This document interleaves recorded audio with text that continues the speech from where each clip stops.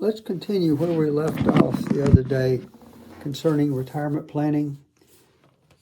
And the question is, what plans have you made about your retirement? Do you have the right plan? And I talked a little bit about that. Is it something you feel like you have to have or you just want to have? I'll tell you this, if you live long enough, you'll get old. If you get old, you might get tired of earning money and need to live on your net worth.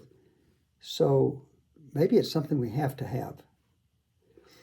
Here's two questions that pop up with retirement planning. Think of this.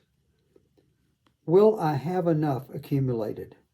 A lot of us ask that question, even if we're multimillionaires. We ask, will I have enough? And what if I run out of money? Well, that's hard to happen in our society because Social Security is a lifetime income.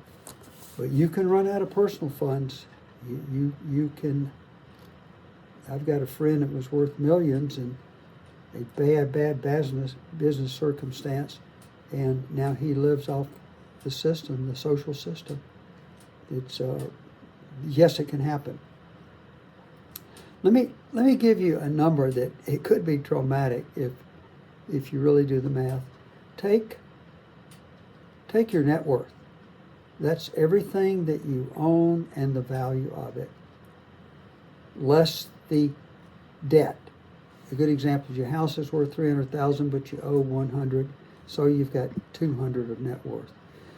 Take your net worth number and divide it by the number of years you have worked. In this example, let's say you had a house and a car. Let's say you had $400,000 of net worth, and you had worked 20 years.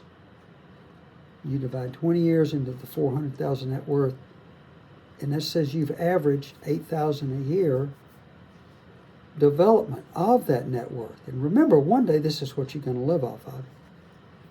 Is $8,000 including compound interest, dividends, and capital gains? Is $8,000 enough to continue that average, or do you need to accumulate more? That's all that question was about. A little bit cumbersome to deal with, but it's an interesting statistic to determine your net worth and what your future net worth will be. If you continue at the same pace, and most of us do, we do about the same thing. Now, let me help you here. If you ask me one exercise to do towards proper financial and retirement planning, I would say save the first part of your earnings and set it aside